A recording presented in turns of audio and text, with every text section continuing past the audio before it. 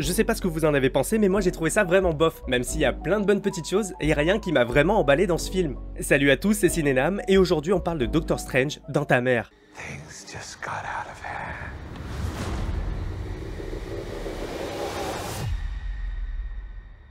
Pas de doute pour ce film, il est bel et bien réalisé par Sam Raimi. Que ce soit le montage, l'esthétique ou encore le ton grinçant, drôle et horrifique, la patte du réalisateur est bien présente. L'histoire est un peu faiblarde, mais c'est surtout un joli prétexte pour pouvoir se défouler sur toute la folie du titre, avec une maîtrise qu'on ne peut pas remettre en question. S'il y a bien une chose qui ressort de cette phase 4 du MCU, c'est cette envie et cette tentative d'innover et de faire quelque chose de différent. On sent vraiment une maîtrise de mise en scène, c'est le film qui paraît le moins insipide. Après attention, j'adore les films Marvel en général, c'est juste qu'on ressent vraiment une vraie patte visuelle et de fraîches idées, un peu comme pour Les Éternels que j'avais adoré. Et tout ça est très bien fait, et ça fait du bien d'avoir un peu ce sentiment de renouveau, tant le MCU commence un peu à tourner en rond là. Y a plus vraiment de grandes menaces, plus de raison de réunir les héros, tout le monde fait un peu sa vie, chacun de son côté à droite à gauche, et pourquoi pas. Mais je sais pas, comment dire. On a vraiment l'impression que cette phase 4 se concentre sur le passage de flambeau, sur la préparation de la suite plutôt que de raconter l'histoire du personnage dont c'est le film.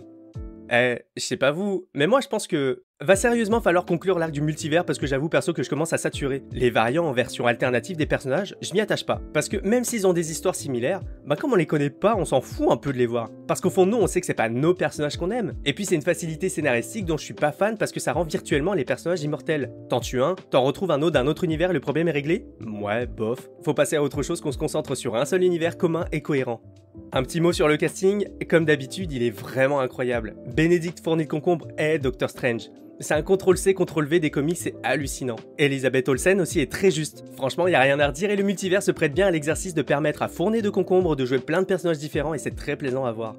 On a affaire ici à l'épisode le plus adulte du MCU. Et d'ailleurs, je comprendrai jamais la classification française en termes de limitation d'âge. Ce film devrait au moins avoir une alerte ou un avertissement. Faites comme vous voulez, mais je vous conseille clairement pas d'y emmener vos enfants. Certaines scènes sont parfois gore, terrifiantes et violentes. J'y ai vu de jeunes enfants d'environ 5-6 ans. Franchement, je vois pas comment après un tel film on peut ressortir sans un léger trauma. Mais peut-être que je suis trop sensible. Pour leur bon développement, s'il vous plaît, n'emmenez pas des petits voir ce film.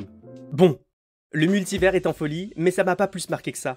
On sent trop que le film, comme beaucoup de la phase 4, se contente de semer des graines pour la suite sans vraiment approfondir son personnage principal. C'est beau, c'est divertissant, mais ça pourrait aller plus loin. Le souci avec une saga aussi gigantesque et un final comme Infinity War et Endgame, c'est qu'on en devient trop exigeant. Parce que, passer les caméos qui réunissent les studios, passer le multivers, passer les héros de la première génération, est-ce que le MCU ne va pas finir par nous lasser un petit peu? Ou est-ce que Kevin Feige a des idées dans la tête pour redynamiser le genre?